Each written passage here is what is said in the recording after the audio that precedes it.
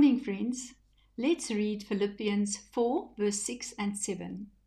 Be anxious for nothing, but in everything by prayer and supplication, with thanksgiving, let your requests be made known to God, and the peace of God, which surpasses all understanding, will guard your hearts and minds through Christ Jesus.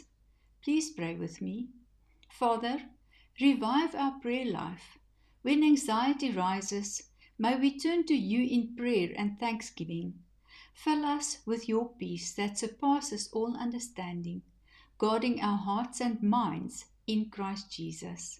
Lord, let revival flow as we lean on you daily, choosing prayer over worry, worship over fear, and faith over doubt.